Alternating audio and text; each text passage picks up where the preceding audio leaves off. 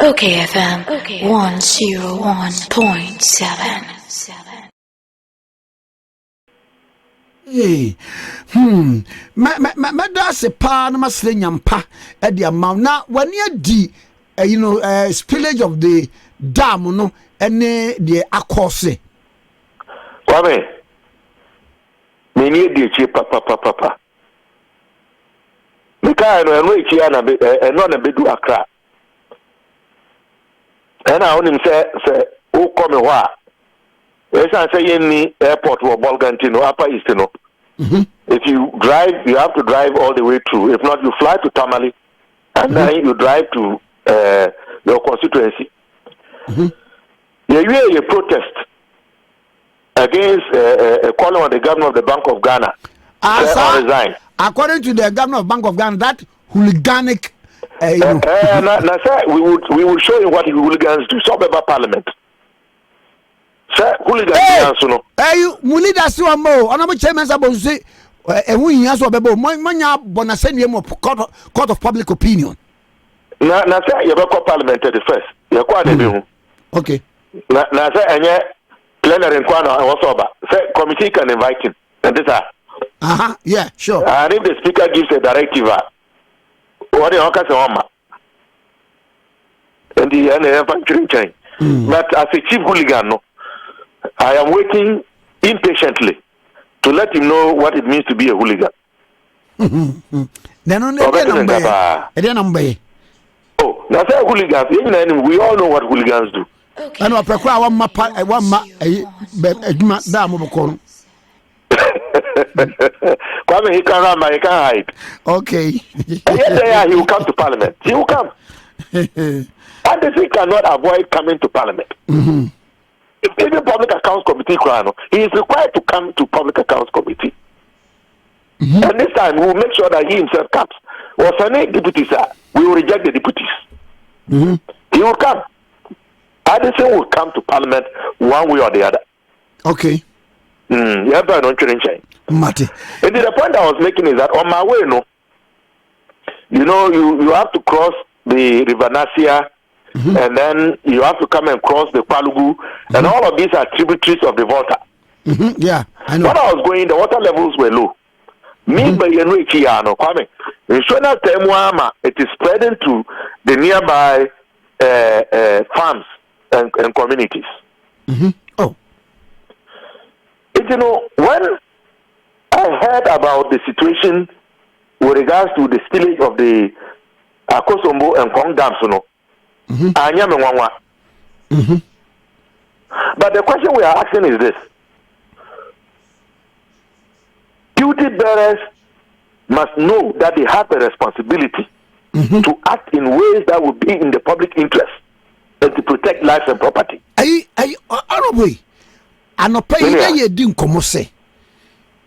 Water levels no se omu se eko na eko a ekodu baabi na sa obie ni nyina wo mu nim the effector e de beba na aden na wo mu anye se okay edu se di a ene yemie we no na softly enko kakaka sense wo mu hwe ya ma ekodu sa de no. Do you think me ka duty bearers no obi anye na juma because the year tete no and eba ye experts are omakasa. We are now aware that experts were even calling attention that action ought to have been taken beginning in the early part of this year. Around April, not even May. Because for a number of years, the water levels were very down. But in the last 2 to 3 years, the water levels have been going up. So you have all these records. You are supposed to monitor and anticipate. Then you have been spilling it gradually. To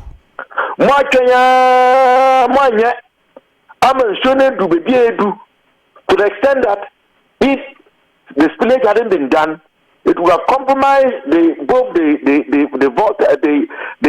Volta dam and then the Pong dam. What kind of reckless, incompetent behavior is this? Look, people must be held accountable for this calamity. This is a man-made disaster. If you were the appointor,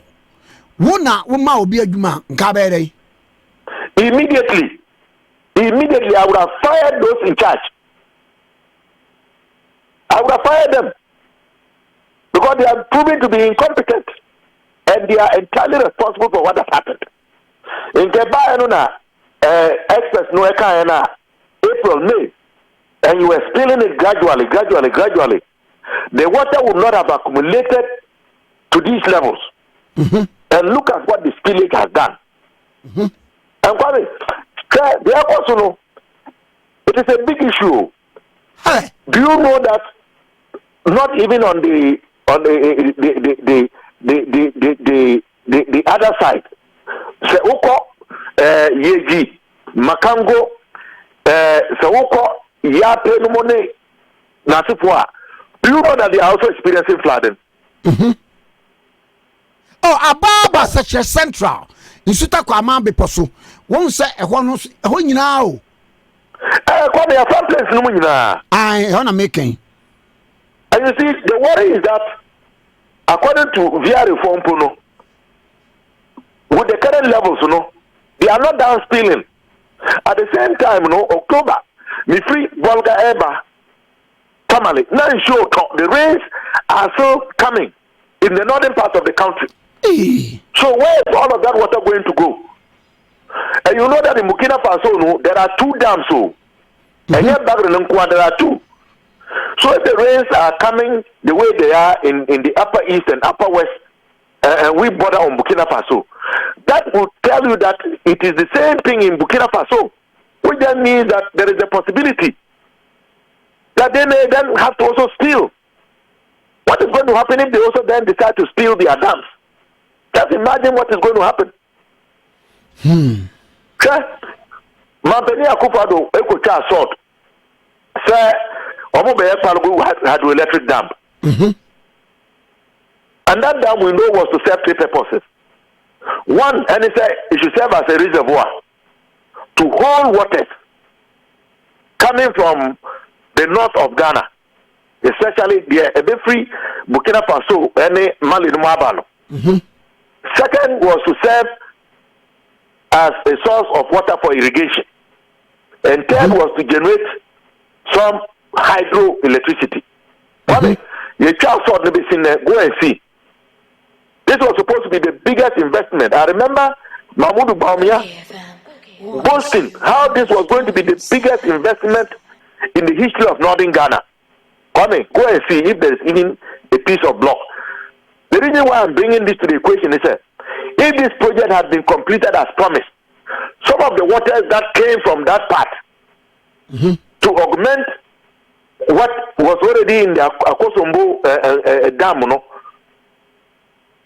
that would have been held in that reservoir. It could have reduced the intensity of what we are facing today. It has not happened. Sir, in the wake of this, I wrote a short piece and I expressed my disappointment to the effect that a sitting president and a sitting vice president, the taxpayers' money is what pays you, what provides your luxury, what caters to your needs and your comforts.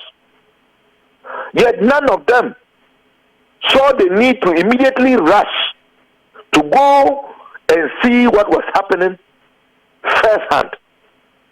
Our president was cool enough in foreign countries when his people, now we know, over 26,000 and 86,000, I know it's even more, were suffering, had lost everything, livelihoods, property. He was cool enough abroad. Any leader who has a sense of empathy, no matter what your external assignment is, if something is wrong that is affecting several thousands of your citizens, no matter what the assignment that you are undertaking abroad is, you put a stop to it, you cancel it, and immediately fly back to see for yourself and empathize with your people.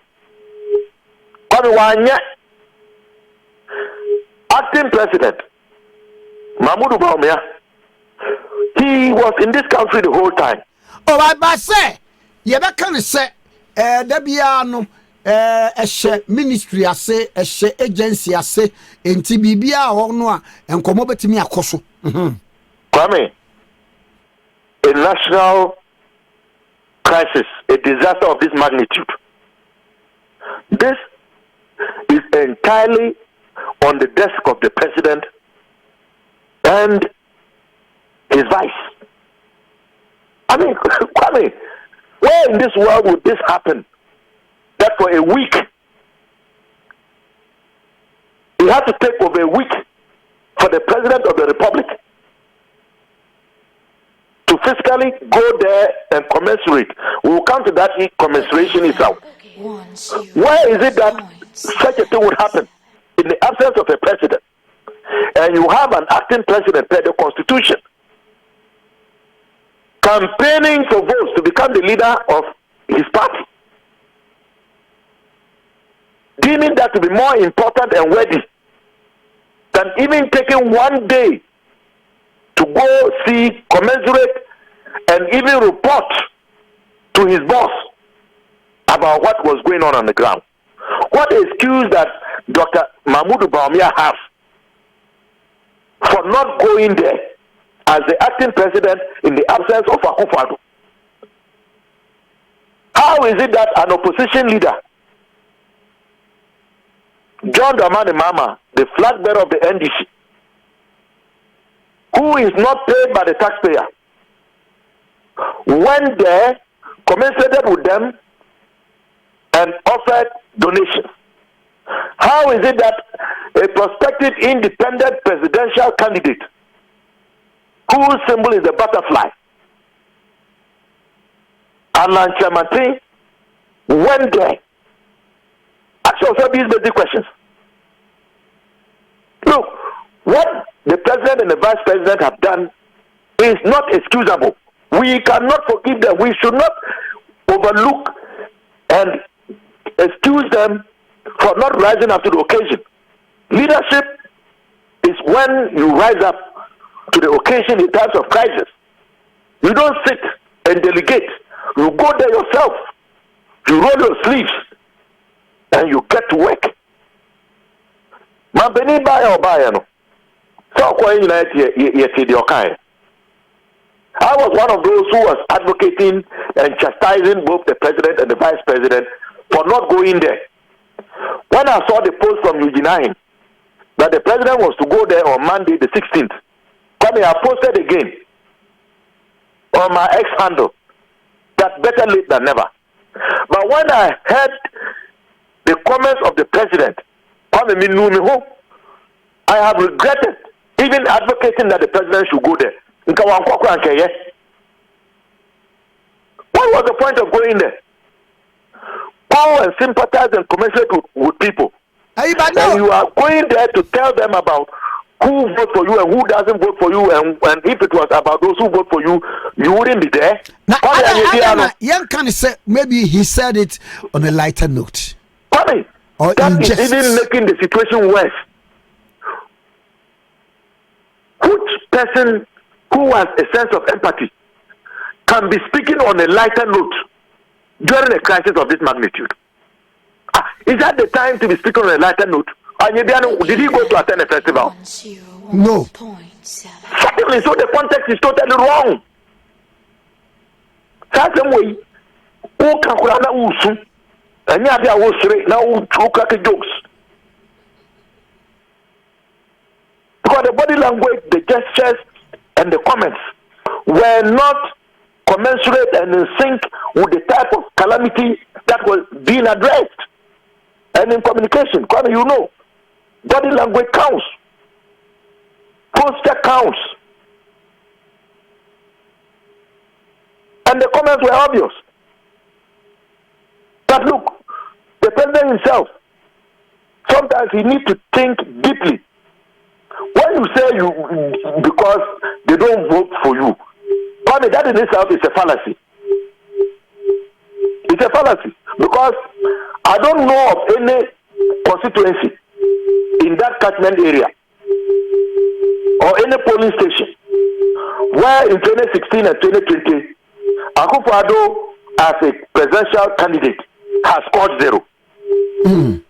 So it cannot be true that they don't vote for you. In any case, even if they don't vote for you, it is based on their taxes that you get to enjoy the largesse of your office. But now can be said that you are paid.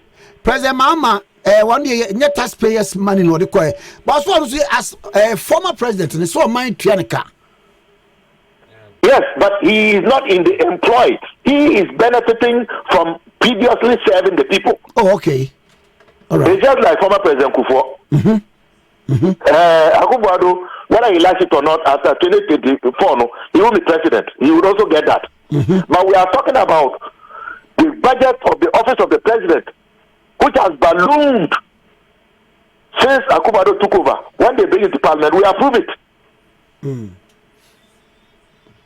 So that is the point that I'm making. Okay.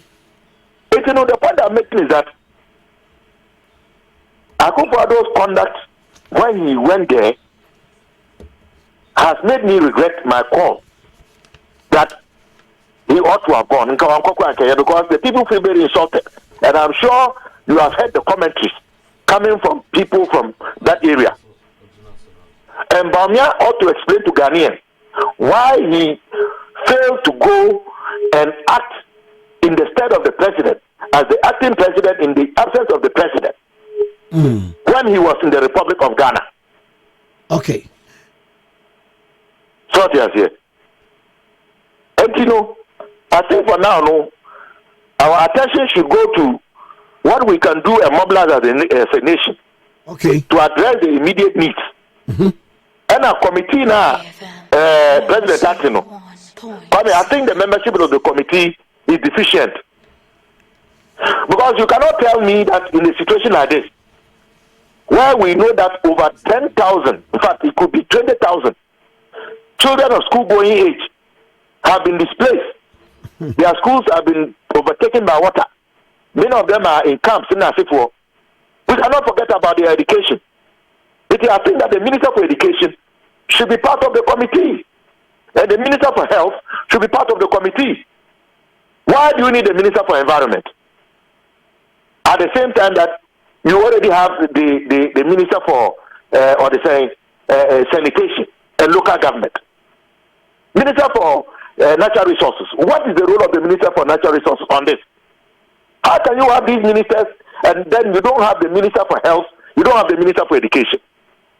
And there are things that in Kentemiara, His Excellency should look at revamping, or if you like, amending the composition of the committee.